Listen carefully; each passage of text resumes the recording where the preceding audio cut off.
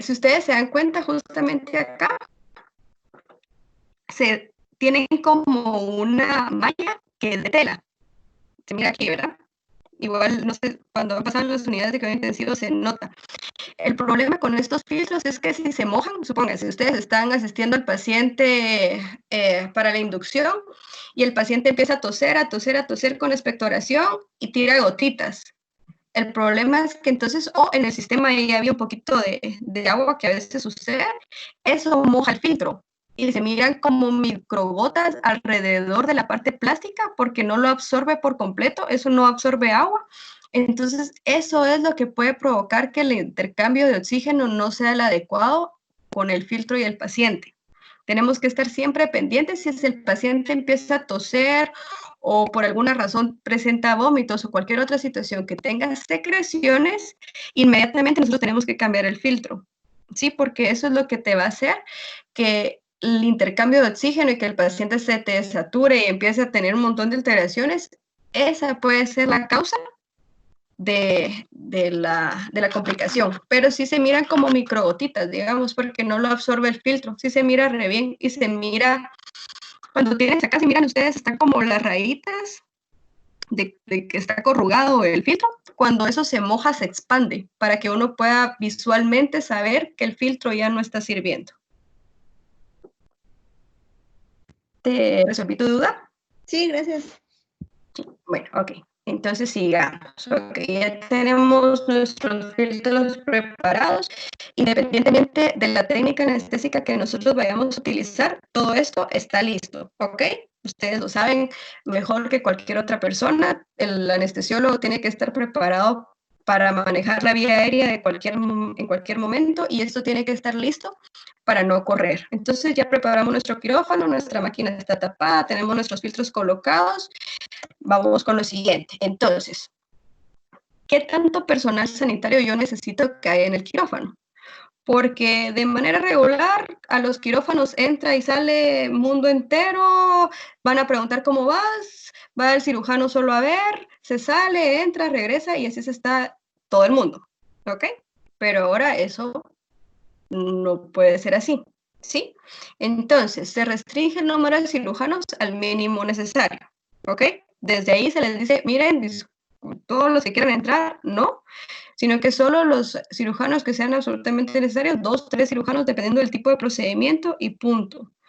3 anestesiólogos son los que debería, dicen las guías, entre 2 y 3 anestesiólogos, idealmente 3 anestesiólogos son los que se van a denominar para ser encargados del procedimiento. El 1 es el responsable de la anestesia, él es el que va a estar con el paciente, el que va a colocar el bloqueo, el que va a asistir la ventilación, el que lo va a intubar, él es el encargado del paciente, punto. El operador 2 es el personal de apoyo. ¿Qué quiere decir eso? Él va a administrar medicamentos, él va a ver monitor, él va a tomar signos vitales, él va a estar encargado de todo sin tocar al paciente. ¿Ok? Y un operador 3 que va a estar en la sala de afuera, adjunto, por cualquier tipo de complicación y por cualquier cosa que el anestesiólogo necesite. Si necesita alguna otra dispositivo de manejo de vía aérea que no está en sala de operaciones, si necesita alguna otra cosa, tiene que haber un anestesiólogo a la par, siempre afuera, pendiente para poderlos asistir. El personal de enfermería adentro tiene que ser una enfermera circulante y un instrumentista únicamente. Va a haber un auxiliar de enfermería que está dentro del quirófano si fuese necesario y la segunda que también va a estar en la misma sala donde está el anestesiólogo afuera del quirófano si fuera necesario. Y la persona que va a estar trasladando al paciente tiene que ser alguien específico para llevar al paciente a sala de operaciones y asimismo para trasladar al paciente de sala de operaciones a su unidad. ¿Ok? Estas personas tienen que estar designadas previo a iniciar el procedimiento anestésico y el procedimiento quirúrgico, siempre, en cada momento. Entonces, equipo de protección durante el perioperatorio. Les voy a decir lo mismo que les digo a los residentes de medicina interna. Puede que el escenario clínico no vaya a ser siempre el mismo, no es lo mismo el área de shock que ginecobstetricia, que trauma, que zona 9, pero se los voy a decir. Lo primero son ustedes, punto. Si ustedes no tienen el equipo de protección que necesitan o el equipo de protección no pueden asistir ninguna emergencia. ¿Ok? De nada me sirve que si los llaman a la emergencia en accidentes porque hay un paciente que llegó y tienen que asistir a una vía aérea y el paciente era positivo, o los llaman al intensivo porque el paciente se les extubó y el paciente es positivo. Por más que corran, no. De primero se cubren ustedes, se colocan su equipo de protección personal y posteriormente asisten a la emergencia. ¿Sí? Se los digo igual a los residentes de la medicina interna. ¿Por qué? Porque si el personal de salud se enferma, en primer lugar, lo humano, ¿sí? Porque es un médico que es altamente efectivo, que está capacitado, que se va a enfermar, ¿sí? La fuerza de trabajo se va a disminuir, ¿verdad? Entonces, de primero ustedes y luego el paciente. ¿Estamos? Yo sé que se escucha un poquito tal vez chocante por lo que nosotros estamos acostumbrados. Nosotros estamos acostumbrados que si nos vocean a la medianoche salimos corriendo y vamos a asistir a una vía aérea, vamos a ayudar a reanimar a un paciente, pero ahora no. De primero ustedes se cubren y luego asisten a la emergencia. ¿Estamos?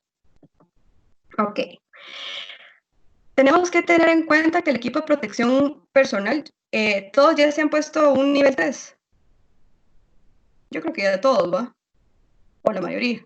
Sí, sí, va. Bueno, Sí. ¿se han dado cuenta que este tipo de equipo de protección les va a dificultar un montón el movimiento? ¿Sí? Todas las capacidades motoras que nosotros tenemos se ven limitadas muchísimo y eso va aumentando conforme más tiempo tenemos con el traje. Entonces, en un escenario ideal deberíamos estar de manera continua entrenándonos, ¿sí? Para poder tener el equipo de protección personal en casos simulados. ¿Por qué?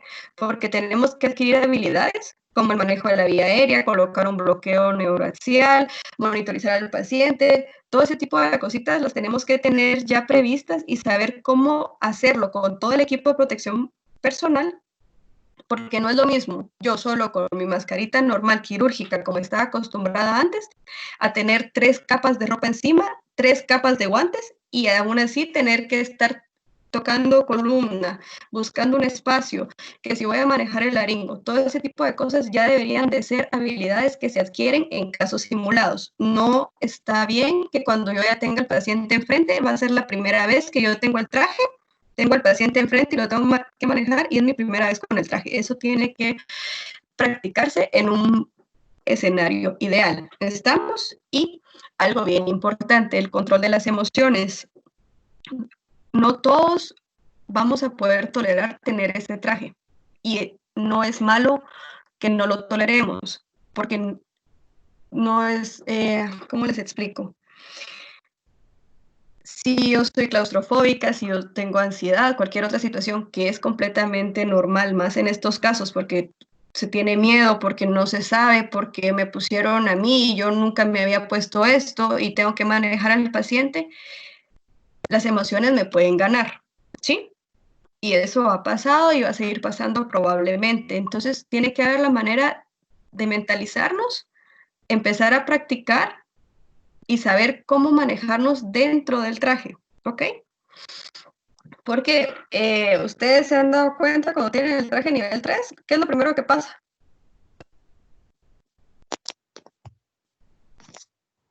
Se empañan los lentes Se o uno empaña empieza a todo. sudar. Cabal, o sea, lo primero que tú perdés es la visión. ¿Y qué es lo que más necesitas? Tu visión. Y si empiezan tus lentes a empañarse de manera de respuesta fisiológica, te empiezas a respirar más rápido, te da cefalea, te sientes mal, te da náuseas. ¿Por qué? Porque no miras, simple y sencillamente por eso.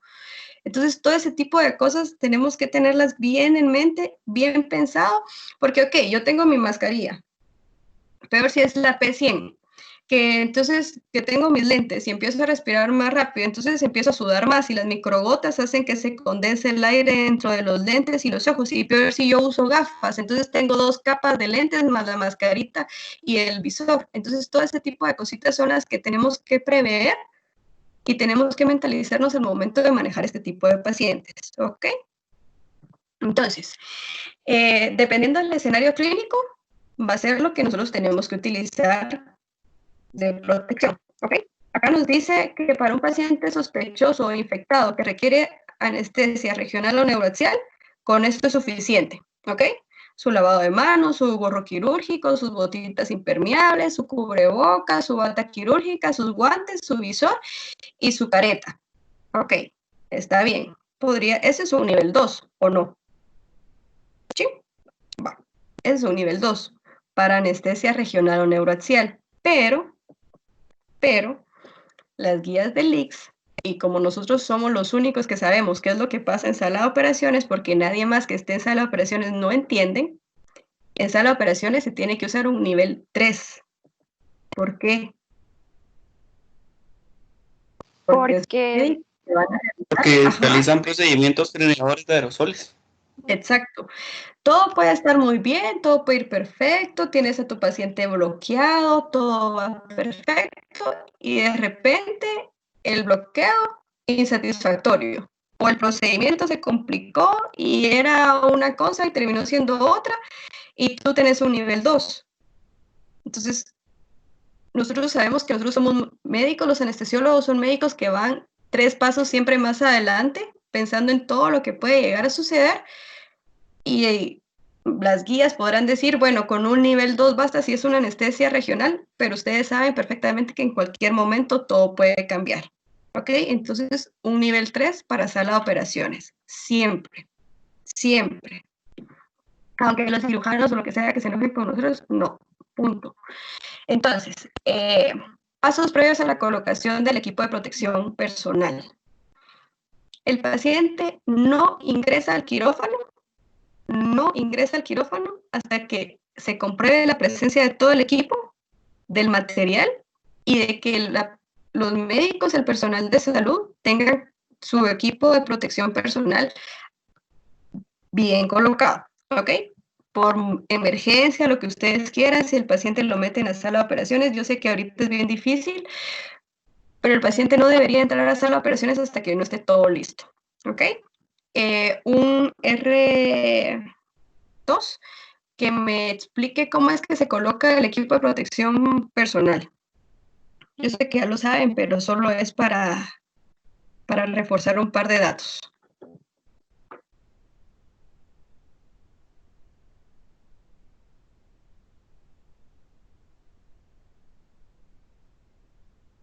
Bueno, miren pues.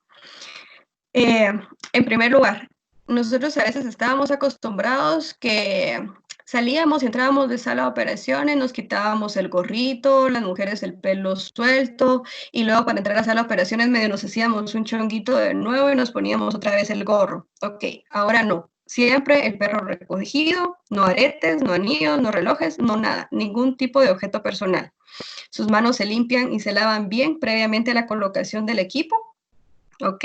Se ponen sus zapatones, se ponen sus primeros guantes, se ponen su gorro y se ponen su mascarilla. Eso es como que si fuera su piel. Eso siempre se los digo a aquellos cuando los ayudamos a vestirse. Toda esa primera capa, esa es su piel. Luego ya viene que se van a poner el overall, luego ya viene los segundos zapatones que son de plástico que llegan hasta arriba, los terceros zapatones que van encima para no resbalarse, encima del overall se ponen otros guantes, luego se ponen la bata y luego se ponen otros guantes encima de todo esto y de último, después de ponerse su mascarilla, sus lentes, se vuelven a poner otro gorrito y encima de eso se ponen el gorro del overall, ¿ok? Y encima su careta. ¿Estamos? Son 3 capas al final de lo que nosotros nos colocamos como equipo de protección personal nivel 3. ¿Dudas o lo hacen diferente? Yo solo tengo una pregunta. Al final, ¿cuántos pares de guantes se tiene que colocar uno? Nosotros nos colocamos 3. 3, ok.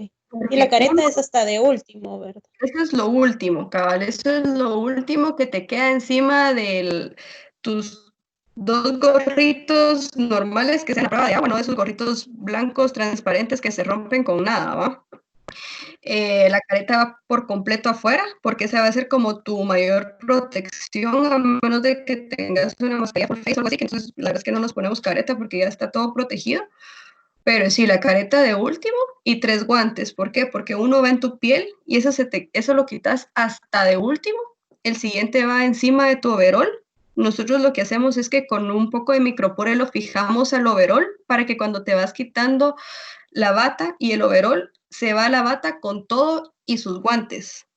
¿Sí? Por eso que son 3, porque la bata se va a ir con los externos, después tenés el overol con los otros guantes que se van a ir en conjunto y luego te queda tu piel, que son tus últimos guantes. ¿Por qué? Porque cuando tú estás manipulando cualquier cosita, peor tienes los guantes y sabemos perfectamente que manipular micropore y todas esas cosas aumenta el riesgo de que se te vayan a romper.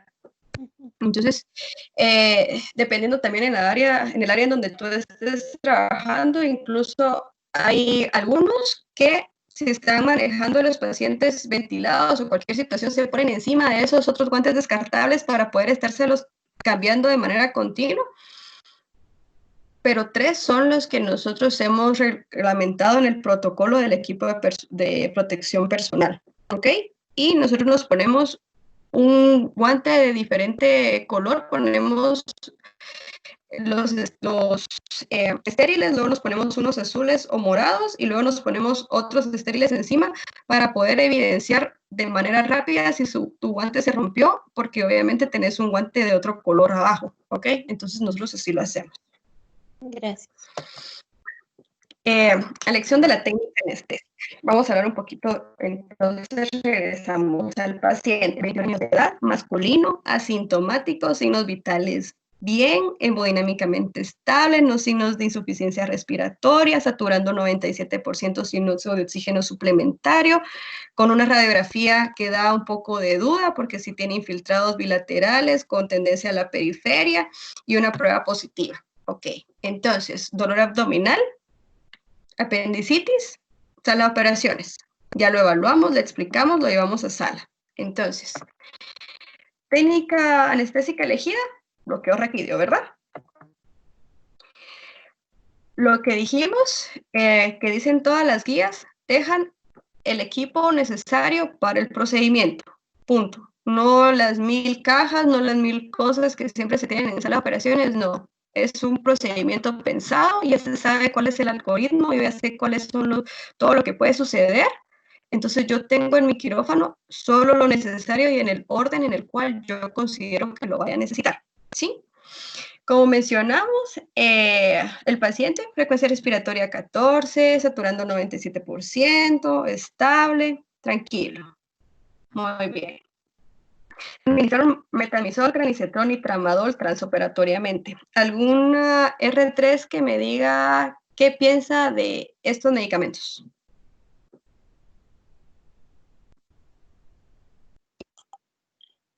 Pues en general está bien administrar un antiemético. Sí es importante que mi paciente no vaya a tener pues ningún evento de aerosolización dentro de sala de operaciones. Y la recuperación pues es parte de ello porque se va a recuperar en sala de operación.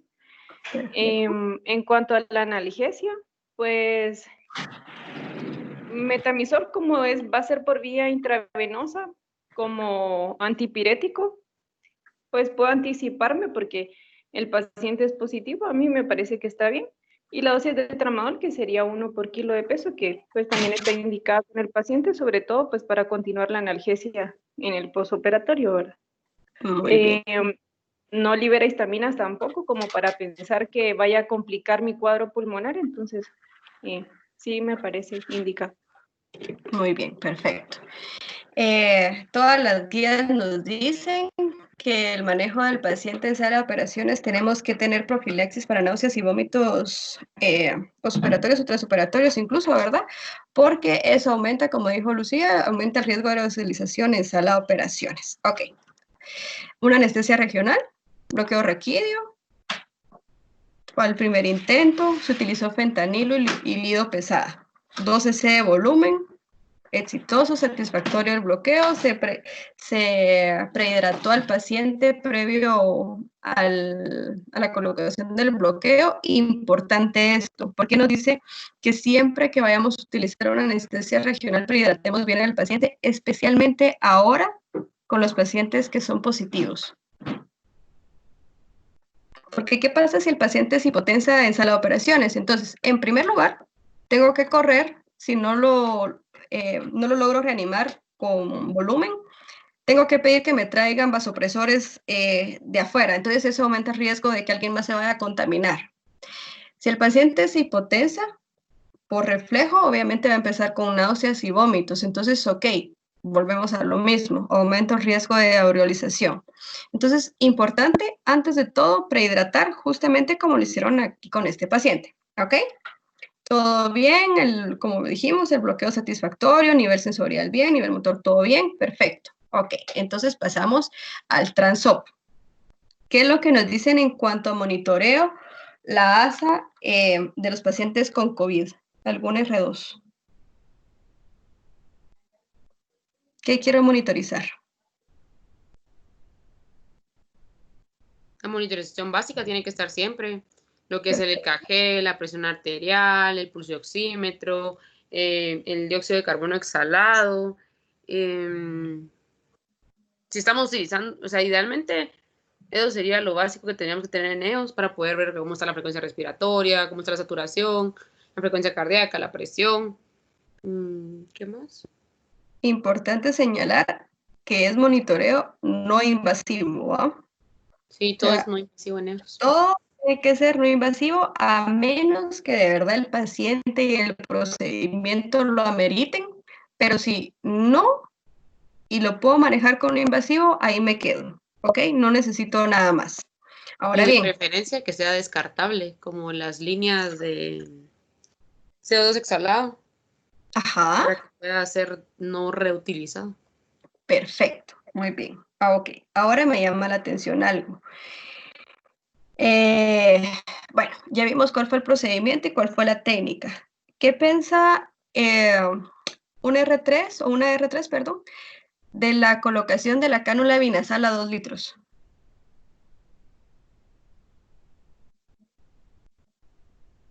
Pues la verdad, aunque la placa de rayos X se viera pues con un patrón complejo, pues el paciente de entrada parecía no necesitar oxígeno y pues el paciente tampoco refieren que tuviera sedación intravenosa. Entonces, si mi paciente satura arriba del 95%, pues el oxígeno pudiera prescindir de él para evitar los aerosoles en sala de operaciones.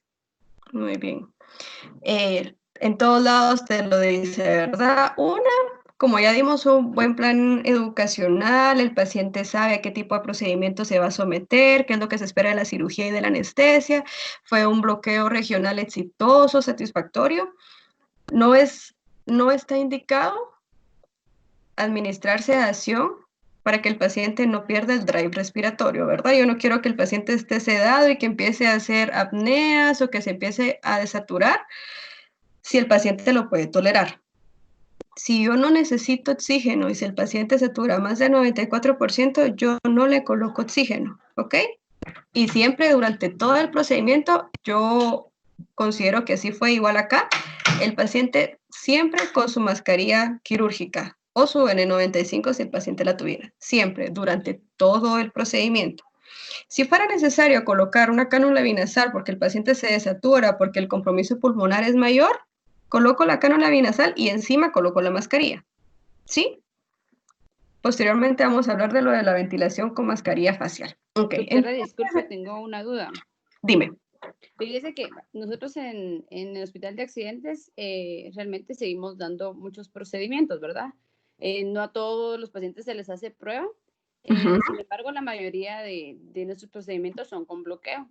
Realmente, como hablaba usted, por el tema de existencia, no es como que podamos usar una cánula binasal por cada paciente. En estos documentos también mencionaban el uso de máscara facial con reservorio, utilizando siempre la mascarilla quirúrgica del paciente abajo y encima colocar la máscara siempre con volúmenes de menos de 5 litros al minuto. ¿Qué recomendaría usted? Porque realmente la binasal sí tendría como más contacto con el paciente que la máscara con reservorio, pues porque realmente a veces sí, aunque las limpiemos, hay que reutilizarlas. Sí, yo sé que a veces la existencia de nuestro equipo es un poquito limitada, pero te voy a decir 2 cosas. Una, el problema con la mascarilla con reservorio es el reservorio. El reservorio. Ahí aunque lo limpiemos por fuera, por dentro, igual va a estar contaminado. Todo se tiene que descartar, incluso la mascarilla con reservorio, mascarillas simples, cánulas binasales, todo se tiene que descartar. Pero el perfil de los pacientes en accidentes, el perfil de la gran mayoría de estos pacientes son pacientes jóvenes, ¿no? Que tuvieron algún trauma, se van a someter a una osteosíntesis. Entonces, yo creo que sería de valorar, debido a lo que estamos pasando actualmente, es qué tanto el paciente necesita una sedación durante el procedimiento quirúrgico. Porque es someter mucho riesgo, incluso, o sea, si no les están haciendo pruebas a todos los pacientes, si tú tienes tu canulita binasal o tu mascarilla con reservorio y tú haces una buena asepsia y una buena antisepsia, ¿en qué momento o qué tanto sabemos si fue efectiva o no? ¿Sabes? Entonces, después tenemos otro paciente y lo vas a usar con el paciente y ¿cómo sabes que no vamos a tener una contaminación cruzada ahí? Sí, y es que la mayoría son repartidores, entonces... En su moto y se cayeron y todo lo demás que suele suceder en accidentes. Pero yo creo que entonces ahí es donde tenemos que echar de mano más nuestro plan educacional como anestesiólogos y explicarle al paciente. Mire, usted se va a someter a una anestesia regional, esto es lo que va a suceder. O sea, explicarle al paciente que no se le va a administrar ninguna sedación durante el procedimiento para evitar que él pierda la capacidad de respirar y no someterlo al riesgo de colocar oxígeno por algo que puede estar contaminado, ¿va? Entonces, es bien difícil. Yo sé que la existencia es mala, o sea, es algo que siempre ha sido así.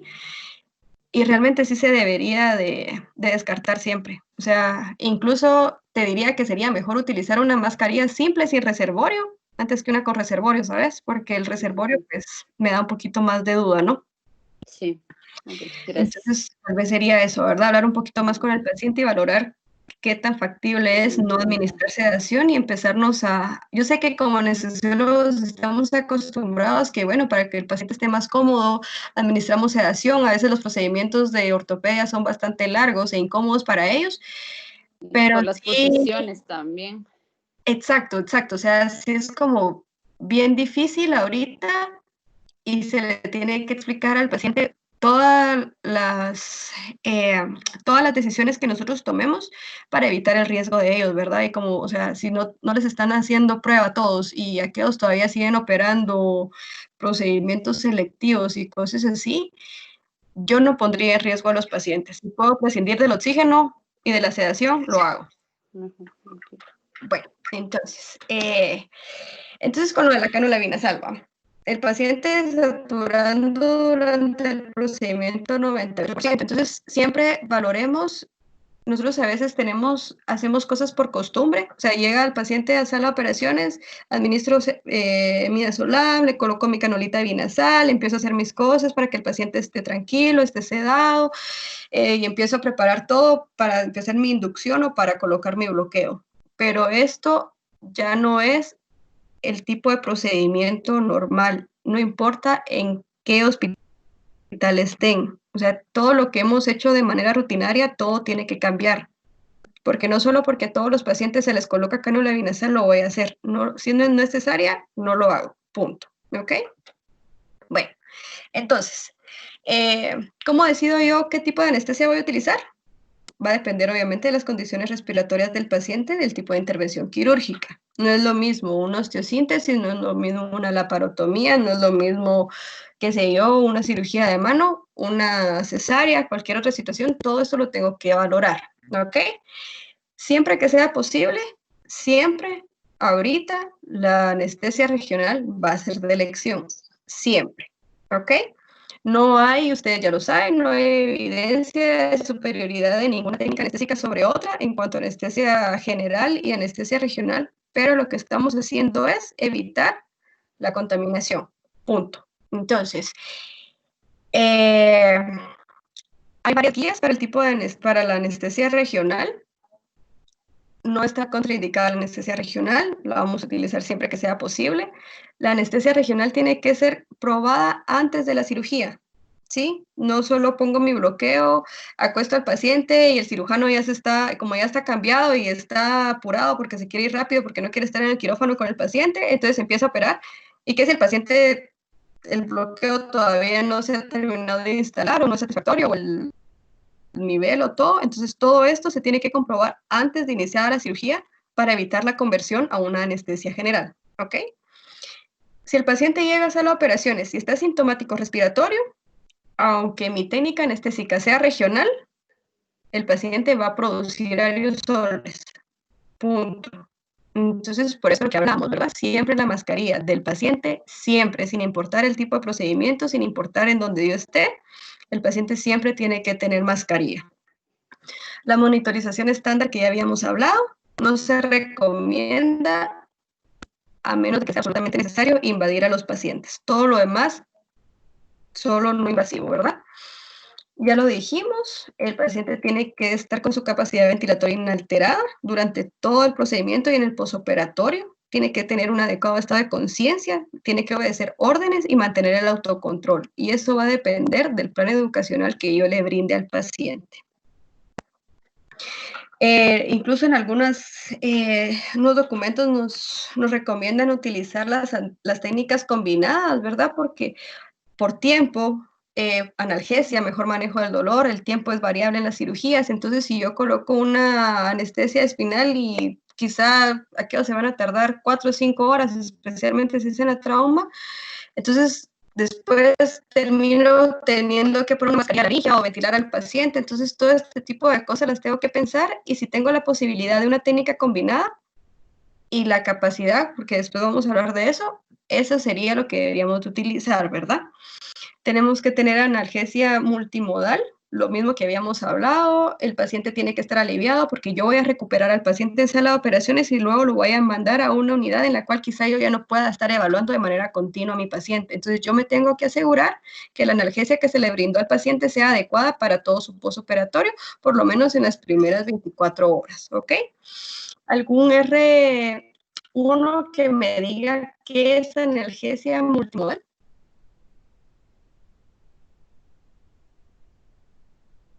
Pues básicamente es una técnica donde nosotros intentamos esas vías del dolor o varias vías que pueden generar el dolor. Podemos utilizar steroides, AINES, reguladores y diacetaminofén. Generalmente la Fíjate que no sé si soy yo, pero no te escucho bien. No te escucha para nada hoy. Sí, claro.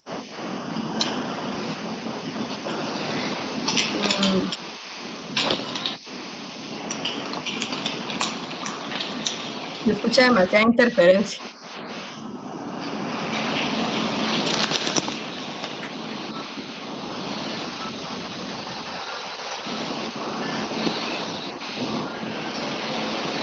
Creo que ese micrófono lo vamos a tener que apagar.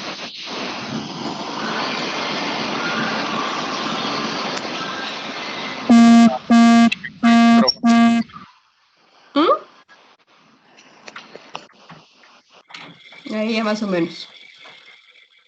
Bueno, lo que dijo, ¿verdad? Una analgesia multimodal es el uso de varios medicamentos que vayan a bloquear el dolor en diferentes vías, ¿verdad? Tenemos que tener en cuenta que el uso de opiáceos pueden aumentarse el riesgo de náuseas y vómitos postoperatorios, entonces debemos de utilizar cualquier otro tipo de medicamentos o disminuir la dosis requerida de los opiáceos para no aumentar el riesgo. Bueno, entonces, ya hablamos al paciente, ya preparamos el quirófano, el paciente llegó a hacer las operaciones, yo ya decidí cuál es mi técnica anestésica, ya empezamos, pero como médico anestesiólogo, yo sé que el chance de que tenga riesgo de conversión a una anestesia general es muy alta, ¿sí? Entonces, siempre tengo que tener preparada un área de intubación para poder manejar estos pacientes, ¿sí?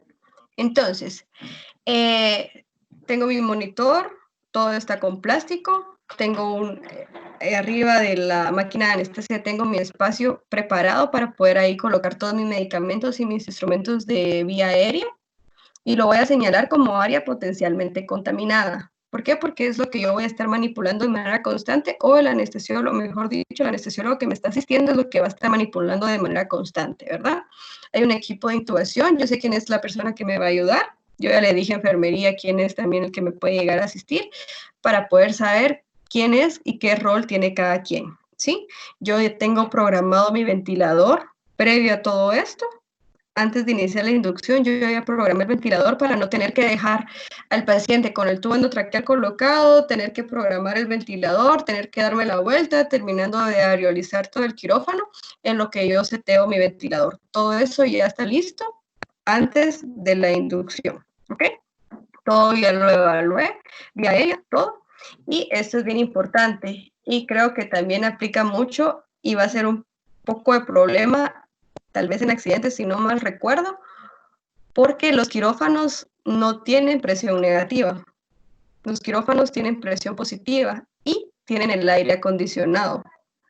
Entonces, si yo estoy en un área en donde no hay presión negativa, se tiene que apagar el aire acondicionado, porque eso aumenta el riesgo de que las partículas atraviesen y lleguen un poquito más lejos de lo que pasaría solo si el paciente está en un área controlada. ¿Estamos? Entonces, todas esas cosas, esos detalles los tienen que tener en cuenta al momento que ustedes vayan a tener un paciente en sala de operaciones.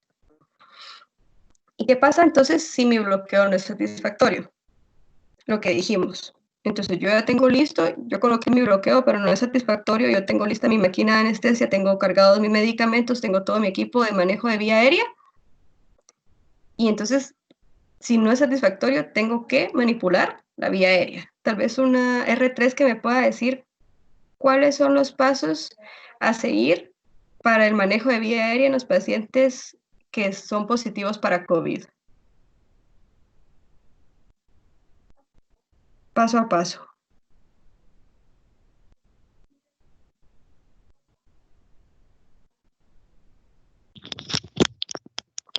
Pues que se trata de hacer primero que la preoxigenación sea solamente con presión positiva continua y no como con cánula vinasal a flujos altos o algo que pueda causar aerolización, ¿verdad? Uh-huh. Y que la técnica de inducción se trate siempre de hacer una secuencia de inducción rápida, a menos que el paciente tenga algún factor de riesgo o alguna comorbilidad que contraindique alguno de los medicamentos para el que necesitemos modificar la técnica. Uh-huh. Esto con la necesidad de reducir el tiempo en el que el paciente va a estar en apnea, ¿verdad? Y especialmente por si tuviera como algún cuadro grave. Que si el paciente aún preoxigenándolo no llega al más de 90% de saturación, entonces si ya está relajado por completo, ¿verdad? Y no va a toser y estamos seguros que no va a toser, entonces le podemos dar con volúmenes bajos y presiones gentiles, entonces un poco de ventilación manual. Con un sello que sea lo mejor posible, si es necesario, técnica de 2 personas, ¿verdad? Para poder hacer buen sello. Uh-huh. Y que solo en casos como extremos, ¿verdad? Que necesitáramos utilizar como la preoxigenación apneica, de ponerle la cánula binasal, no utilizar entonces flujos altos para evitar la aerolización. Muy bien, menos de 5 litros, perfecto. Pues si fueran necesario, ¿verdad? Como porque es de emergencia, ¿verdad? No es una cirugía electiva, entonces utilizar la presión cricoidea.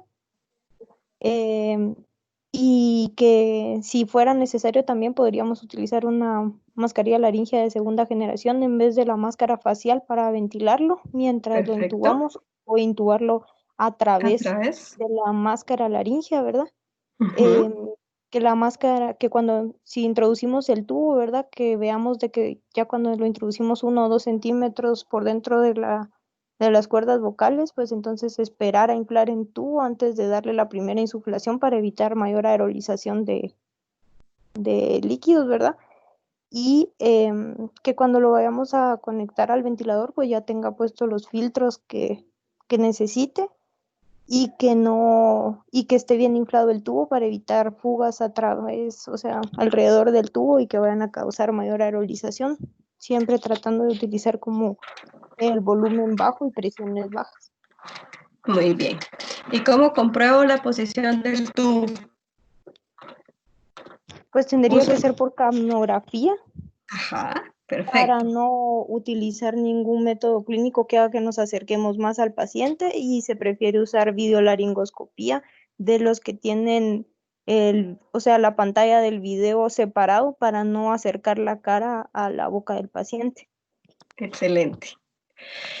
Justo, ¿ah? O sea, tenemos que usar, si contamos con eso, un video. ¿Sí? ¿Por qué? Porque obviamente eso va a aumentar la distancia entre el paciente y el anestesiólogo. Yo no me tengo que acercar tanto para la manipulación de la vía aérea.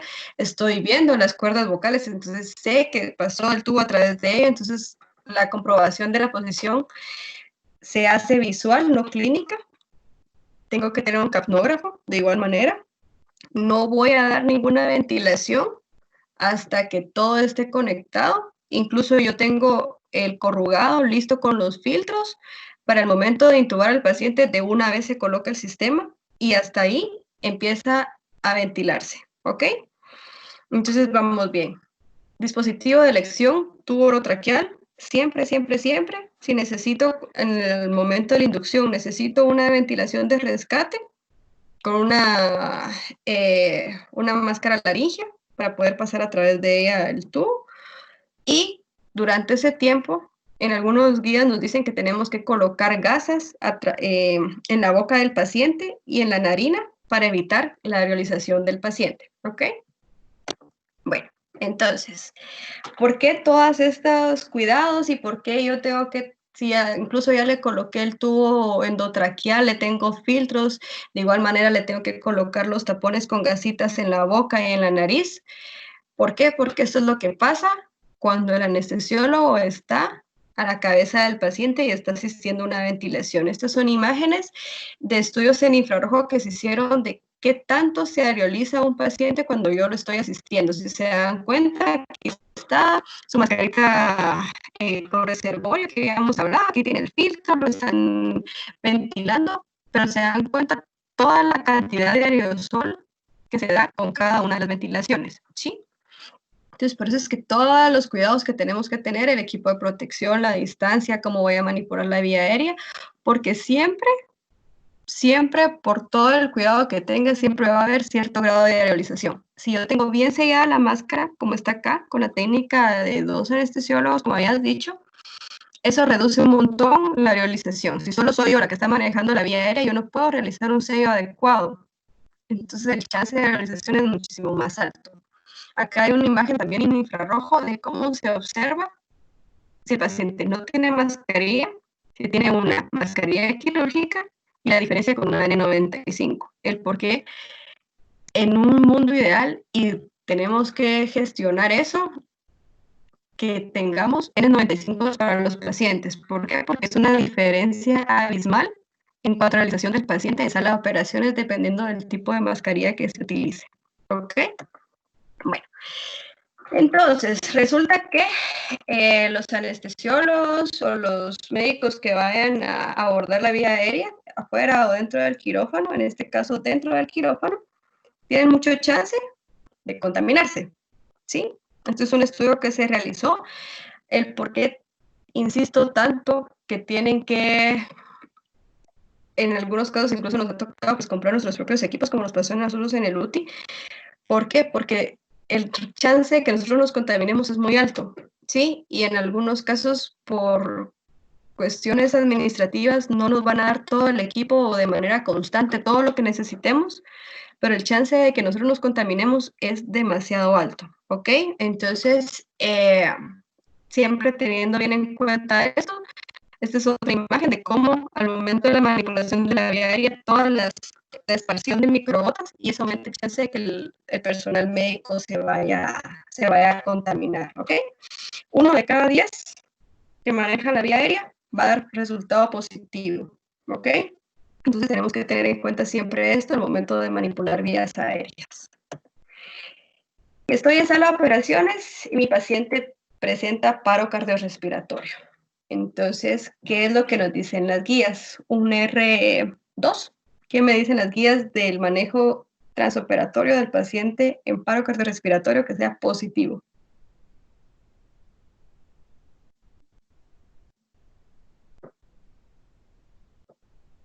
Son los mismos algoritmos, ¿no?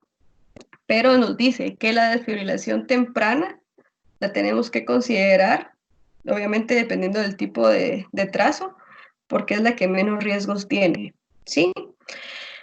Lo que voy a decirles ahorita aplica para las áreas de shock, para las áreas de cuidado crítico, que es para que lo tomen en cuenta, ¿sí? No es lo mismo, obviamente, un paciente de 21 años de edad que llegó por dolor abdominal, que dio positivo y en sala de operaciones presenta paro cardiorrespiratorio, que un paciente de 80 años, diabético, hipertenso, con cardiopatía isquémica, con sintomatología de moderada a grave, positivo, ¿sí? Son 2 cuadros diferentes, pero siempre tienen que tener en cuenta porque los pacientes, incluso que sean moderados y graves, que estén ingresados al hospital, en las unidades de cuidado intensivo o en los encamamientos o donde estén en el hospital, pueden agudizarse con un procedimiento que sea necesario llevarlo a sala de operaciones y tienen que pensar todo esto, ¿sí? O sea, todas estas son las cosas que ustedes ya tienen que tener en mente y que tienen que saber que puede llegar a pasar. Entonces, doy maniobras, ok. Ahorita vamos el protocolo es el mismo, ¿sí? Se utiliza la misma cantidad de compresiones, la misma cantidad de ventilación, el tubo orotraqueal, todo lo que ustedes ya saben, pero tienen que tomar en cuenta lo siguiente. Hay pacientes en los cuales no se va a iniciar reanimación, ¿ok? Tienen que tomar en cuenta las puntuaciones de SOFA, la edad de los pacientes, qué tipo de enfermedades tienen, ¿sí? Por el riesgo de areolización al momento de las compresiones y de la manipulación de la vía aérea y por el pronóstico a largo plazo. Hay contraindicaciones para las maniobras de reanimación en los pacientes COVID positivos. ¿Cuáles son esas? La dificultad del reanimador para poder soportar el equipo de protección personal durante una reanimación. Si dar maniobras ya de por sí es cansado, ¿sí? Y necesitamos que nos releven de manera continua, teniendo el equipo de protección personal y solo 2 anestesiólogos en sala, esto va a dificultar muchísimo más la calidad de la reanimación, ¿ok? Que el reanimador, por alguna razón, esté infectado, ¿verdad? Él no debería de dar maniobras y que el reanimador tenga antecedentes de claustrofobia o un golpe de calor, ¿ok? Entonces, todas estas cosas quizá me van a decir, bueno, pero si es claustrofóbico, tiene un golpe de calor y un paciente entra en paro cardiorrespiratorio, ¿por qué no le va a dar? Porque está dentro del equipo de protección personal. De esta manera va a disminuir el chance de que las maniobras sean efectivas, ¿ok? Entonces no sirve de nada. Doctora. Dime. Disculpe, es que... Si quieres, habla tú primero. Perdón. Nos dice que, o sea, podemos dar maniobras y todo, como usted dice, con el protocolo normal, utilizando siempre todo nuestro equipo de protección, que sí tiene que ser de un paciente positivo. Pero mi duda es así como usted explicó, digamos, hay ciertos artículos y todo que nos dicen que no debemos de dar maniobras de reanimación en los pacientes porque hay demasiado riesgo por la aerolización que se produce. Y digamos, aquí nos explica usted que son como pacientes muy severos, ¿verdad? De que ya sabemos que tienen una falla multiorgánica o tienen muchas comorbilidades, entonces sabemos que su oportunidad o su chance de que salgan de eso y que tengan un mejor pronóstico es muy bajo. Pero si tenemos a pacientes que llegan así como súbitamente, que nos los llevan así como vamos a la emergencia, están saturando 60, nos mandan a intubarlos y hacen paro cardiorrespiratorio en ese momento, y no tenemos historia de ellos, como que qué criterios podríamos tomar en cuenta. No se les da porque el hecho de que te hayan llamado, por eso les dije, o sea, son contextos clínicos diferentes. Si a ti te llaman a la emergencia para ir a intubar un paciente que ya llegó o está en insuficiencia respiratoria o llegó a la emergencia saturando 60%, ese paciente es grave. Aunque yo no sepa la historia, no sepa antecedentes, no sepa la edad, no sepa nada, ese paciente ya llegó saturando 60%. El chance de sobrevivencia es muy baja. No es lo mismo el paciente que clínicamente está estable, que está asintomático, que no tiene ninguna otra, más que su diagnóstico positivo, pero no tiene ninguna otra característica clínica, que fue a las operaciones y que durante el procedimiento presentó por X, Y y Z razón un paro cardiorrespiratorio, que el paciente en emergencia, que yo no sé nada de él, pero el paciente ya llegó en falla ventilatoria. El paciente, si es así, te piden a ti o le llevan a ustedes a sala de operaciones un paciente moderado grave, hipoxémico, ventilado, que ya lleva varios días ventilados y se agudizó con, qué sé yo, un abdomen agudo, se obstruyó, hizo una trombosis mesentérica, X, Y y Z, a esos pacientes no se les da maniobras. No. Incluso está protocolizado que si el paciente llega en falla ventilatoria y yo estoy tratando de intubarlo, el paciente está hipoxémico y por lo mismo hace bradicardia y presenta paro cardiorrespiratorio, no, por lo que dijimos, es demasiado el chance de aerolización, demasiado el riesgo. Pero si yo ya estoy en sala de operaciones, el paciente no tiene ningún antecedente, es un paciente joven y yo tengo un equipo nivel 3 de protección personal, sí debería de darle. Dos contextos, Gracias, doctora. Ajá, dos contextos diferentes. ¿Y alguien más que tenía una pregunta? ¿Alguien más había hablado? Me imagino que era la misma pregunta. Sí, era la misma pregunta, gracias. Lo que pasa es de que obviamente son decisiones éticas, ¿sí? O sea, yo sé, todos hemos estado en ese punto, pero si ustedes están parados enfrente de un paciente de 21 años de edad sin antecedentes patológicos, que llegó caminando al hospital, que llegó por dolor abdominal y casualmente le hicieron la prueba y salió positiva, pero por alguna razón hizo paro cardiorrespiratorio, le van a dar maniobras.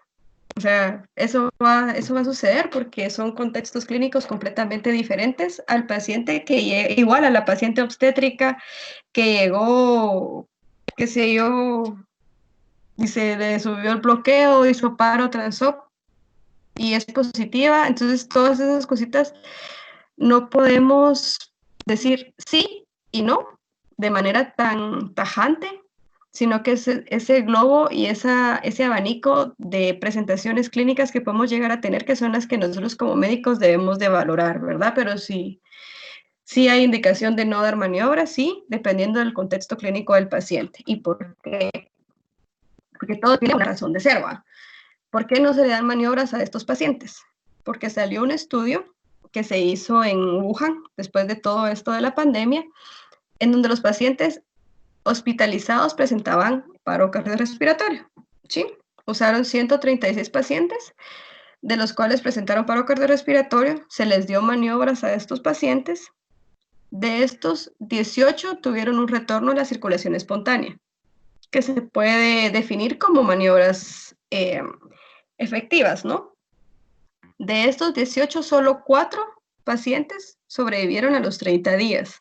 Y de estos 4 pacientes, solo un paciente tuvo un pronóstico neurológico favorable. Es de ahí que salió del por qué no se les da maniobras, ¿sí? Porque la posibilidad de recuperación y de un buen pronóstico a largo plazo y buen pronóstico neurológico, que eso es lo que más nos debería de importar, es un paciente de 136. Entonces, esa es la razón de literatura, de estudios que se hicieron, del por qué a estos pacientes es de valorar y no se les da maniobras si el contexto clínico así lo requiere. ¿Ok? Bueno, entonces, mi procedimiento anestésico fue satisfactorio, terminó el procedimiento quirúrgico, el paciente sin ninguna complicación, todo salió bien, pero por alguna razón, en este caso, imaginemos que la anestesia fue una anestesia general, entonces vamos a empezar la educción y la extubación. ¿Alguna R2 que me diga qué te dicen los protocolos de extubación de estos pacientes positivos para COVID? Pues importante en el momento de la extubación es realizar la succión con un sistema cerrado para evitar el riesgo de aerolización. También se puede dar profilaxia o pues como modo profiláctico para evitar que el paciente tosa al momento de la extubación, ¿verdad? Ya sea con lidocaína o con propofol. ¿Qué más? También habla acerca de que la extubación no es obligatoria en ese momento, de elegir el momento correcto para hacerlo, y acerca de que si vamos a recuperar al paciente en sala, lo mejor sería evaluar si es necesario extubar al paciente ahorita y en qué estado lo vamos a extubar. También mencionaba que la extubación tiene el mismo riesgo de la hospitalización que la intubación. Entonces, que también como mencionó el nombre Sebastián, debemos de, o sea, no es algo que debe de ser de urgencia la extubación, sino es un procedimiento electivo. Los medicamentos que mencionó Jessie, y además mencionaba que también era de importancia tener cerca una gasa o alguna otra cosa que estuviera con Nibitane, con alcohol o algo, y colocarlo sobre la boca del paciente luego de la extubación para evitar que también pues haya más partículas, y colocarles una máscara quirúrgica y el oxígeno suplementario encima de la máscara. También decía que era importante de que todo personal de que no pueda manejar la vía aérea saliera del quirófano para evitar también propagación de la organización. Dentro de otros medicamentos profilácticos para la tos también se podría utilizar dexmetomidina y la lidocaína, idealmente de priorización hidrotópica, porque es nebulizado, también aumenta el riesgo de aerolización. Muy bien. Lo que dijeron, ¿verdad? Perfecto. Sí, tenemos que utilizar medicamentos para prevenir náuseas y vómitos al momento de la extubación. El tubo, cuando se retira, no se desconecta del circuito, ¿sí? Se retira el tubo con todo y el filtro, con todo y con el corrugado, y el anestesiólogo que me está asistiendo es el encargado de desechar este material. Al momento que yo retiro el tubo, tengo una succión cerrada, realizo la succión si fuese necesario. Como dijeron, coloco una gasa en el momento, en el intermedio en donde yo vengo y agarro después de su mascarilla y se la coloco. Si el paciente necesita asistencia ventilatoria con una mascarilla facial, la hago encima de la mascarilla quirúrgica, en lo que tenemos una adecuada saturación. Y si el paciente va a necesitar por algún momento una cánula binesal para poder asistir y darle soporte oxígeno suplementario, lo hago debajo de la mascarilla, ¿sí? Si el paciente, por el tipo de lesión pulmonar o por el procedimiento o por alguna otra complicación durante el procedimiento quirúrgico, necesito trasladarlo intubado, tengo que cambiar el tubo antes de desconectarlo de la máquina para poderlo conectar al siguiente sistema de ventilación, ¿ok? No solo desconecto, lo dejo ahí y conecto un nuevo ventilador o el ambú o lo que sea que vaya a utilizar, sino que tengo que cambiar el tubo orotraqueal y cambiar de ventilador, ¿ok? Entonces, ahora, la retirada del equipo de protección personal. Es evidente que este paso es muchísimo más importante que la colocación, ¿sí? ¿Por qué? Porque obviamente la colocación yo lo estoy haciendo con la ayuda siempre de alguien más, estoy a la par de alguien, ese alguien me está viendo cómo lo estoy haciendo, me puede asistir si tengo algún problema o si me faltó algún paso. El problema del retiro del equipo de protección personal, es que regularmente lo hago solo. ¿Por qué? Porque yo tengo que ir pasando por áreas que se van en fases para irlo retirando de manera paulatina, y esto lo voy a hacer yo sola. Pero ¿qué pasa si yo ya llevo 3 horas en sala de operaciones, ya no miro nada, tengo nublada toda la vista, me duele la cabeza, tengo náuseas, tengo ganas de ir al baño, qué sé yo? Entonces ya voy para afuera y lo que quiero es quitármelo todo de una vez porque ya me quiero ir y ya me lo quiero quitar todo. No, este es el paso que se va a hacer con la mayor paciencia de lo que jamás hayan tenido en su vida, ¿sí? Se pueden tardar hasta media hora si quieren tratando de quitarse el equipo de protección personal, porque es el mayor chance que tienen de infectarse. No va a pasar en sala de operaciones porque tienen su equipo nivel 3, no va a pasar manipulando una vía aérea porque tienen su equipo, no va a pasar poniendo un bloqueo porque tienen su equipo, no va a pasar en ningún momento más que en el retiro del equipo de protección personal, ¿sí? Como ustedes saben, el equipo de nivel 3 tiene las 3 capas que ya habíamos hablado, ¿sí? Su traje verde, su overall y su bata, cada una con sus zapatones y su gorro, respectivamente, y se debería de contar con un lugar en el cual, por fases y aislados uno del otro, ¿sí? Se puede quitar de primero una cosa, luego la otra, y por último lo que queda de zapatones, guantes y gorro, que es lo último que se quita, ¿sí? Entre cada uno de estos pasos, yo termino el procedimiento, me lavo las manos con alcohol y vinagre, agua, jabón, los guantes externos bien limpios y me empiezo a retirar el traje, ¿sí? ¿Algún R1 que me explique cómo es que se quita el traje?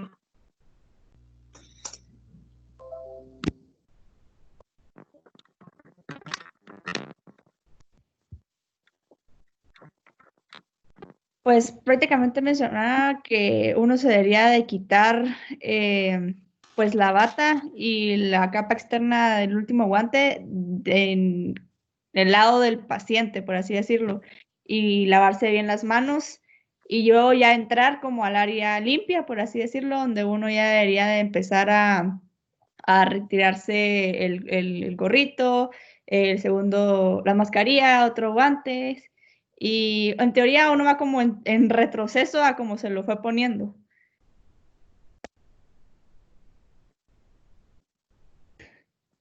Ok, yo ahí me llama la atención la parte que me dices de la mascarilla. Porque la mascarilla o sea, lo último que me va a quedar a mí, como tú dijiste, yo me voy a quitar el traje de manera inversa a como me lo coloqué. Sí, porque obviamente la capa externa es la primera que se va. Pero, ¿qué es lo último que yo me quedo cuando tengo mi traje verde? ¿Qué es lo que ustedes, con qué se quedan cuando ya están con su traje verde? Con la mascarilla. Exacto. Se quedan con sus gafitas, con su mascarilla, con el gorro que está cubriendo el pelo directamente, con sus guantes que cubren su piel y con sus zapatones que están en contacto con sus zapatos directamente. Eso es la última cosa que ustedes se van a quitar. Y ya cuando están así, empiezan a quitarse de primero los zapatones, se limpian otra vez entre cada cosa que se quiten, aunque se aburran y se tarden 1.000.000 de años, entre cada cosa que se quiten se lavan las manos. Entre cada una de esas cosas, se quitan sus zapatones, se limpian. Se quitan los lentes, los colocan en donde los van a limpiar, se lavan las manos. Se quitan su gorrito, se lavan las manos. Y de último se quita la mascarilla, ¿sí? Incluso te dicen que cuando te lo estás colocando tienes que tener cuidado que las cintas de la mascarilla y de los lentes no se entrecrucen, porque al momento de retirar una cosa puedes jalar la otra y que se te vaya a contaminar secundario a eso. Cuando te quitas los lentes, te mencionan que deberíamos de cerrar los ojos por algún movimiento si se traba con la mascarilla, que eso no te vaya a contaminar, y tratar de mantener los brazos alejados de tu cuerpo en todo momento para hacerlo de manera lenta y quitar los lentes y de último quitar la mascarilla, ¿ok? Ya después de todo eso, quitaste la mascarilla, la pusiste donde la vas a limpiar, o si se desecha, dependiendo del tipo de mascarilla, y ya después te quitas los guantes internos, que es lo último que se van a retirar, se vuelven a lavar las manos y se van a bañar, ¿sí? Todo el personal que esté en sala de operaciones, que esté atendiendo pacientes que hayan hecho alcoholización, todos se tienen que ir a bañar, ¿ok? No es así como, bueno, ya terminé, me quité mi traje, me voy a poner algo más y me voy, ¿sí? Sino que siempre se tienen que bañar para que eso termine de limpiar las áreas que no estaban protegidas. Si ustedes se quitan los lentes, se quitan la mascarilla y todo, nunca se toca la cara hasta que se estén bañando. Aunque les pique la nariz, les duele, se lastimó por la mascarilla, nunca se tocan ni el pelo ni la cara. ¿Estamos? Porque lo primero que queremos hacer es tocarnos y hemos estado ahí metidos todo el tiempo, pero no. Hasta que yo me baño, me limpio mi carita, me lavo mi pelito y ya estoy lista para todo lo demás. ¿Ok? ¿Alguna duda con lo del retiro del traje? Porque de eso depende el éxito del procedimiento para ustedes. Bueno, entonces, las indicaciones en el postoperatorio. Dependiendo del tipo de paciente, va a ser a donde yo lo voy a transferir, como ustedes dijeron. El paciente se recupera en sala de operaciones, ¿sí? Nunca pasa a la unidad de cuidados postoperatorios para no contaminar a las demás personas y a los demás pacientes, ¿ok? Se recupera en sala donde todos tienen su traje y posterior a ello se traslada a el encamamiento en el cual está asignado para pacientes COVID positivos. Si el paciente, como el paciente que tuvimos acá, es asintomático leve y no tiene ninguna otra complicación. Si está con los pacientes moderados porque necesita oxígeno suplementario, ya sea por cánula binasal o por mascarilla, o si el paciente es un paciente críticamente enfermo y tiene que pasar a las unidades de cuidado crítico que están designadas para los pacientes. No se traslada a ninguna unidad de recuperación postanestésica, sino que de una vez se traslada al área donde viene, ¿ok? Me preguntaban, bueno, ¿y necesito hacerle gasometría arterial al paciente, tanto previo como postoperatorio? Yo les diría, el paciente está saturando más del 97%, asintomático, sin ninguna otra patología, no es hipertenso, no es diabético, no tiene cardiopatía, no tiene nada. Clínicamente el paciente está estable, pero tiene la radiografía que vimos con infiltrados bilaterales. Sería valorar realizar una gasometría previa a hacer las operaciones, porque estos pacientes sí se caracterizan con que clínicamente pueden estar estables, pero gasométricamente están hipoxémicos, ¿sí? Y si yo tengo algún evento durante el procedimiento anestésico, yo ya tengo una base para saber cuáles son las decisiones a tomar a posteriori, ¿sí? Entonces, si son esas características se cumplen de la radiografía patológica del paciente positivo, sería valorar, obviamente, si el paciente está sintomático respiratorio, llegó con un uso de oxígeno suplementario a hacer operaciones y el procedimiento va a ser con anestesia general, sí le tengo que hacer una gasometría previa a hacer las operaciones, ¿ok? ¿Por qué? Porque yo tengo que saber en dónde estoy parada y cuáles van a ser mis pasos a seguir en el postoperatorio, ¿ok? El traslado de la unidad de cuidados para el paciente que habíamos hablado y tromboprofilaxis o anticoagulación, que ahorita vamos a ver dependiendo del tipo de cirugía y dependiendo del tipo de paciente, ¿ok?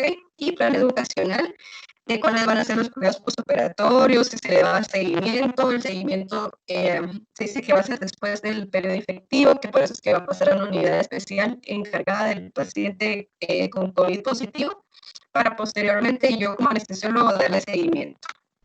Entonces, me preguntaban por ahí que qué pasa con la anticoagulación al momento de yo darle ingreso a mi paciente.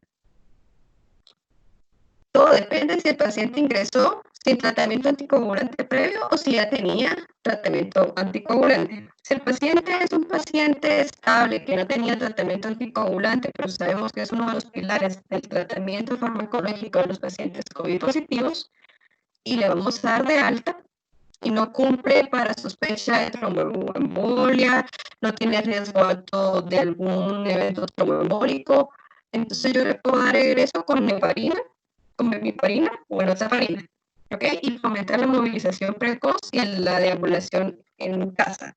De lo contrario, todo bien, ¿ok? Entonces, rivaroxaban no, porque son anticoagulantes orales y lo que sabemos es, y lo que está estudiado es heparina de bajo peso molecular. Entonces yo lo tengo que seguir con heparinas de bajo peso molecular, ¿ok? Y si el paciente ya tenía tratamiento anticoagulante previo, dependiendo del tipo de anticoagulante que esté usando, se reinicia después del procedimiento y a la alta del hospital. Durante su estancia hospitalaria siempre se van a usar heparinas de bajo peso molecular y luego solo se traslada a su tratamiento previo. Lo que habíamos hablado de traslado de pacientes, ¿verdad? Todo en sala de operaciones se recupera y se traslada sin ninguna otra indicación. Entonces, ¿qué es lo que yo quiero que se lleven a casa? ¿Sí? Primero, ustedes, primero y después ustedes. ¿Sí? De primero se protegen ustedes y luego todo lo demás. No tiene sentido que ustedes traten ahorita, en estas condiciones, de ponerse en riesgo por asistir a una emergencia, por asistir a un paro cardiorrespiratorio, porque lo llamaron a intubar a un paciente de emergencia, si ustedes no tienen las medidas de protección adecuadas, ¿ok? Porque entonces ustedes se van a poner en riesgo, ¿sí? Todo el personal siempre lavado de manos, siempre con todo su equipo de protección, incluso fuera de sala de operaciones, ahorita vamos a hablar de eso. La monitorización, lo que hemos dicho, preparación, siempre tengo que tener pensado qué es lo que voy a hacer, cuáles son todas las complicaciones que puedo llegar a tener dentro de sala de operaciones, aunque sea, como dirían los cirujanos, una sedacióncita, lo que sea, tengo que tenerlo bien pensado. En la inducción anestésica, todo listo, con todos los medicamentos, todo el equipo con la máquina de anestesia ya seteada. Sí, siempre usar los filtros y todo lo que se utilice que pueda ser descartable se descarta. Si no se puede descartar, se tiene que limpiar adecuadamente con alcohol o mandar a esterilizarse, pero todo se tiene que limpiar, ¿ok? ¿Y qué pasa entonces con los médicos? ¿Sí? ¿Cómo puedo saber yo si los médicos que están atendiendo este tipo de pacientes no se van a contaminar? Ok, entonces tengo que estar pendiente yo como encargada, qué sé yo, de mi grupo de turnos, si yo soy jefe de grupo, si yo soy jefe de residentes, si yo soy especialista y el turno, o yo no turno, pero soy la encargada, yo tengo que estar pendiente de que todos mis trabajadores estén bien, ¿sí? Si tienen tos, si tienen fiebre, si están fatigados, yo tengo que pensar ahorita, no voy a pensar es que de plano lo que quiere es no trabajar, no, yo tengo que pensar que son personas y son personal médico que tiene alto riesgo de contaminación. Entonces, inmediatamente yo tengo que referirlos para que le realicen las pruebas, hisopados, dependiendo si va a ser serología, si es positivo, cualquier situación, porque yo tengo que estar al tanto de que mi personal de salud no se contamine, ¿sí? Bien importante esto, y esto aplica a todos los hospitales. Ahorita tienen que estar distanciados de todos. Yo sé que somos seres sociales, yo sé que nos gusta compartir nuestras experiencias y platicar con nuestros compañeros, y en el turno nos vamos a sentar a platicar qué fue todo lo que ha pasado. Ahorita no se puede hacer eso, ¿sí? Ahorita todo el tiempo con su mascarilla ustedes, todo el tiempo alejado de sus compañeros, tienen que comer solos, tienen que evitar estar aglomerados. Yo sé que es difícil, yo sé que en algunos lugares se cumple, en otros lugares no, pero tienen que pensar en que nosotros, o sea, yo sé cómo me cuido yo sé qué precauciones tomo, pero yo no sé qué precauciones toman mis compañeros de trabajo, ¿sí? O las personas que están cerca de mis compañeros de trabajo. Entonces, ahorita como trabajador de la salud, que estoy en un hospital, que atiendo pacientes así, tengo que estar siempre tomando en consideración que tengo que estar aislada y con distanciamiento social. O sea, no me puedo reunir a almorzar con todo el mundo, no me puedo reunir a tomar café, no debo de hacerlo, ¿sí? Porque pongo en riesgo a mis compañeros y me pongo en riesgo a mí. ¿Estamos? Aquí solo es para recordar aunque los pacientes sean asintomáticos, dependiendo de la gravedad de la enfermedad, va a ser qué tan contagiosos y la carga viral que vayan a tener. Pero tenemos que pensar que siempre el periodo de incubación puede ir de 2 a 14 días y hasta 21 días puede llegar a estar el paciente o la persona que sea infectiva. Entonces, todo este tiempo, por eso es que los pacientes se mandan a cuarentena durante todo este tiempo para evitar el riesgo de contaminación después de haber estado asintomáticos durante 3 a 4 días. ¿Ok? Entonces, no sé si tienen alguna duda o alguna pregunta. Doctora, yo tengo una pregunta. Fíjese que, Dime. bueno, por ejemplo, con lo que usted mencionaba de los laboratorios que hay que pedirle a los pacientes, pues lógicamente todo paciente que va a sala, al menos en zona 9, debe dar su prueba de COVID. Pero sí se da bastante el caso de que, por ejemplo, es un paciente para un lavado, un pie diabético o algo, que le hacen su prueba al ingreso y lo pasan varias veces al lavado, pasa hasta 2 semanas y el paciente continúa con la prueba inicial. Entonces, ¿cuánto tiempo recomendaría usted o que sepa que se debe de esperar entre una y otra prueba para decir, bueno, esta prueba ya tiene mucho tiempo y el paciente está en el servicio, obviamente tiene riesgo de contagio por algún otro paciente, para no exponer al personal de salud que va a estar en sala de operaciones? Eso es una muy buena pregunta.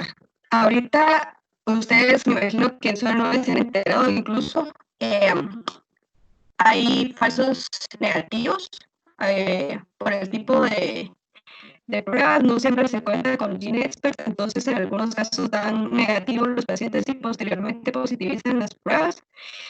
Yo diría que si el paciente va a estar de manera continua siendo llevado a sala de operaciones, por lo menos cada 72 horas, especialmente ahora que el hospital es un hospital de COVID, puramente COVID, para realizarle los controles, ¿sí? Porque hemos tenido pacientes con 2, 3 pruebas negativas y la cuarta prueba a los 3, 4 días se positiviza. Entonces, en estos tipos de pacientes, especialmente si tienen las características clínicas de infección vírica por COVID, les tienen que hacer por lo menos control cada 3 días y va a estar siendo sometidos a las operaciones.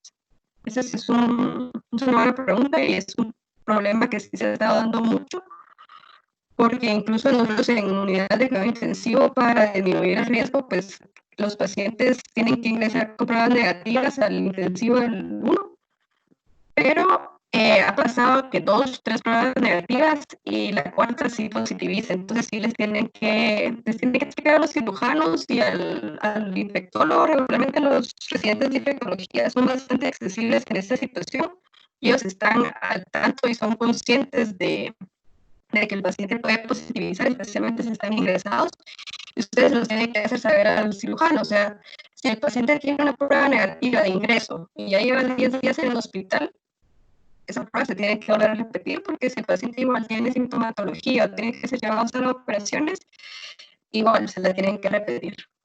Y aunque esté negativa, ustedes tienen que tener todo el equipo de protección, ¿ok? Gracias. Yo diría sí, cada 72 horas.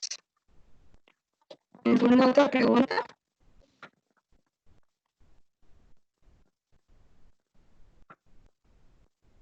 Solo, perdón, doctora, en los servicios de pisos, por así decirlo, que también corresponden a aislamientos de COVID, los protocolos de la anticoagulación los usan con enoxaparina, pero digamos adecuados a la tasa de filtrado glomerular. Y a partir de tasas debajo de 15, pues ya lo traslapan a heparina sódica. Entonces me pregunto si lo recomendaba, que si nuestro paciente pues ya es un K2 y con una tasa menor de 15, si sí le... o sea, ¿está bien que con nosotros continuemos la heparina sódica en el postoperatorio? ¿O esperamos mejor controles de dímero D y de fibrinógeno?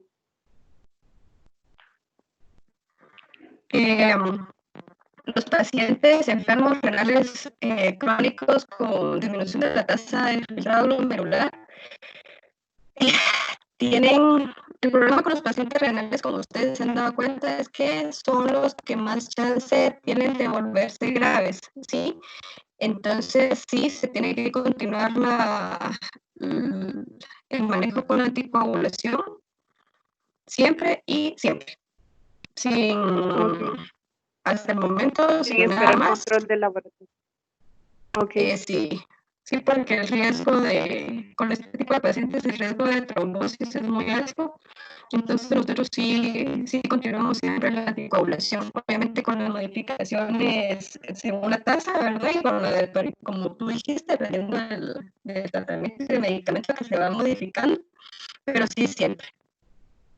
Ok, gracias, doctora.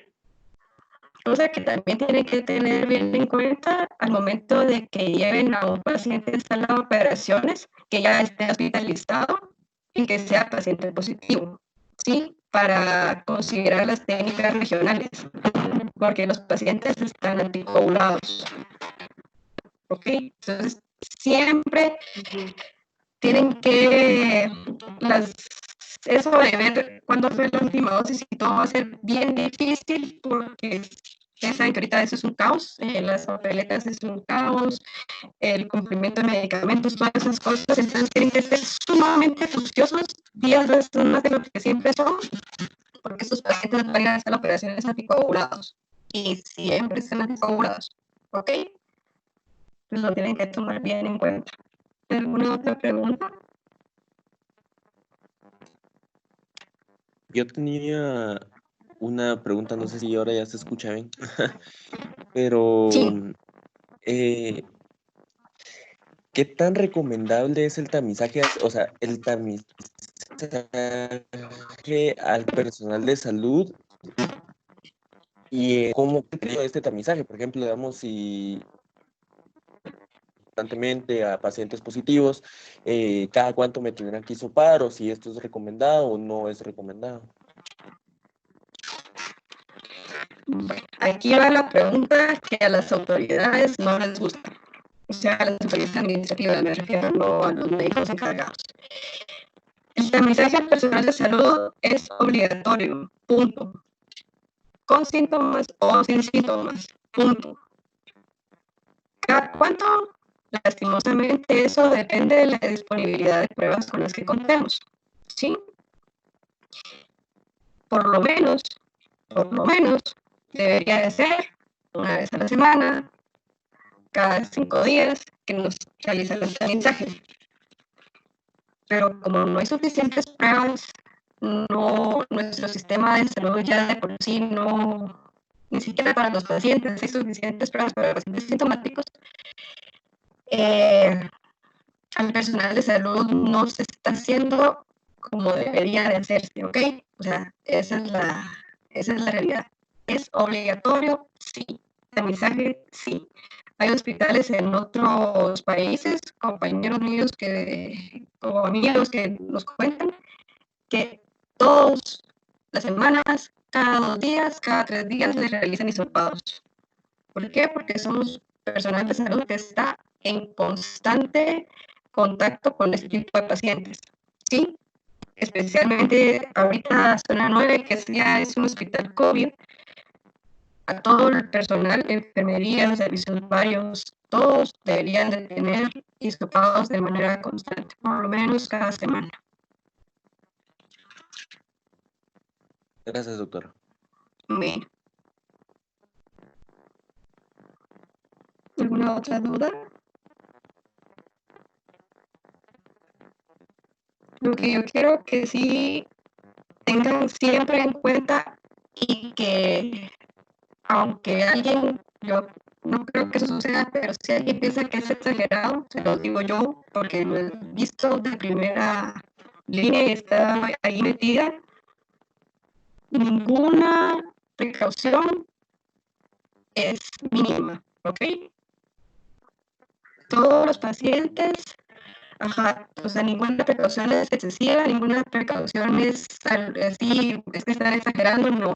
O sea, ustedes como personal de salud voy a dejar 10 segundos la parte humana, que todas las vidas importan, pero lo que ustedes académicamente representan para Guatemala es sumamente valioso. El conocimiento que ustedes tienen, para que alguien más lo tenga, van a pasar 15 años para que lleguen al punto donde ustedes están, y digamos, conforme vayan creciendo en la carrera. Entonces, ustedes son la prioridad. No importa el hospital en el que estén, y yo sé que es bien difícil, pero no importa el hospital en donde estén, ustedes tienen que tomar todas las medidas necesarias con todos los pacientes, con todo el personal. Aunque sea mi compañero de promoción, perdón, pero yo ahorita no puedo estar sin una mascarilla platicando a la par de esa persona, comiendo del mismo plato, qué sé yo. ¿Por qué? Porque ahorita el riesgo es muy alto. Entonces, ustedes han escuchado las noticias, ustedes están al día de todo, el personal médico y la enfermería y todo se contaminan, y es porque tenemos que estar siempre pensando en que yo sé cómo me cuido yo, pero yo no sé cómo se cuida mi compañero, ¿sí? Entonces, traten la manera, por el momento ya vendrán otras épocas y ya podremos salir y hacer todo lo que queremos, pero ahorita, cuídense, sí, de todos los pacientes y de todas las personas. No importa el tipo de procedimiento, no importa el tipo de paciente, ustedes tienen que tener en mente que el paciente es sospechoso, punto. Aunque tenga, de verdad, aunque tenga 2, 3 pruebas negativas, hasta que esto no termine por completo, el paciente es sospechoso, punto. ¿Sí? Y ese sí es como consejo de mamá y alguien, pero sí, cuídense un montón, porque sí, por el momento esto no sabemos ni siquiera cómo avanzar, y ustedes son el personal más valioso que tiene ahorita Guatemala. O sea, no pueden arriesgar a perder a un médico que es porque ese R1 él va a ser el que va a dar todos los procedimientos y yo no. O sea, ahorita todos se tienen que cuidar, todo el mundo tiene que estar pendiente de cuidar a su personal, no exponer a alguien de manera continua, porque esa es otra cosa. O sea, no solo un médico va a estar en sala todo el tiempo, ¿sí? Sino que la idea es tratar de disminuir el contacto y el número de veces que yo tengo que estar exponiéndome. Por eso es que si se trabaja por turnos, que si está un día sí, un día no, que si esto, que si lo otro, porque lo que queremos es disminuir la incidencia de contacto para que el riesgo de infección sea muchísimo menor, ¿ok? Entonces sí, traten de mantener bien en cuenta eso, y por lo que más quieran, no se estén juntando todos a comer, todos juntos en los turnos y todo esto, porque ahí es donde se contaminaron los residentes, ¿ok? Entonces, tengan cuidado, ¿sí? Después de mi consejo de mamá, ¿alguna otra duda o pregunta? Doctora, yo sí tengo una duda. Si podemos confiar en que las pacientes tengan una prueba negativa, o sea, las podemos descartar totalmente como negativas o como sospechosas, y como utilizar un equipo de protección un poquito menor, ¿o no? No y no. Hasta que, lastimosamente, lo que les mencionaba, o sea, una prueba negativa no es 100% segura. Sí, hay muchos falsos negativos. Se hizo una comparación, nosotros contamos con 2 tipos de pruebas, de GeneXpert y de anticuerpos, y se hizo una comparación de 5 personas que salían negativos con anticuerpos, se corría el GeneXpert y 4 eran positivos. ¿Ok? Entonces el chance de falsos negativos es muy alto. Si yo tengo una paciente que tiene ya pruebas negativas, que está asintomática, que no tiene tos, que no tiene fiebre, ok, tal vez ahí no va a andar con un nivel 3, obviamente, puede estar con un nivel 2. Sí, la paciente, aunque sea negativa, no tenga tos, no tenga mascarilla, porque sí, sencillamente es obligatorio tener mascarilla. yo tengo mi nivel 2 como médico, tanto para protección para ella como para mí, pero aunque tenga pruebas negativas, hasta este momento no excluye el diagnóstico, porque la tasa de falsos negativos es muy alta.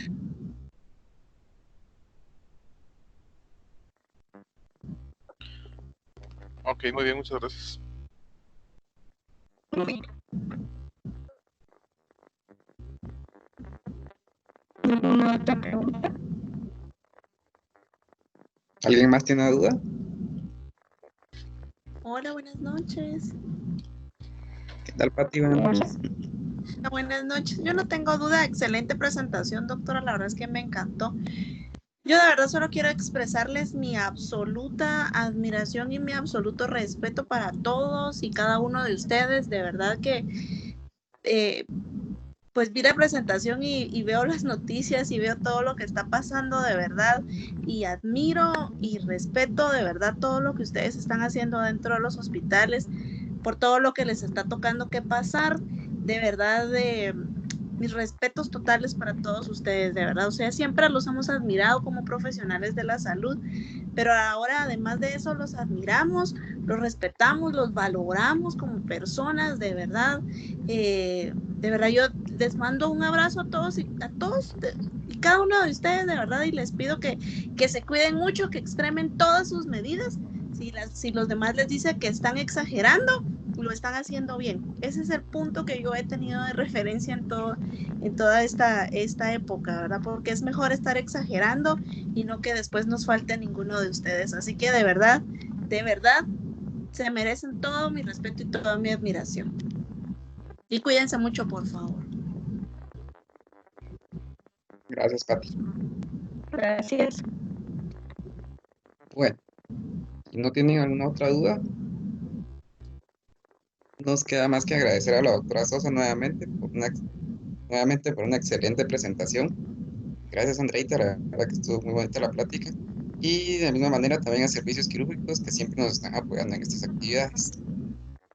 Y bueno, Para a cuidarse. servirles siempre. Bueno, muchas gracias. Se cuidan un montón, de verdad. Espero seguirlos viendo por ahí. ¿Vieron? Gracias, Andreita.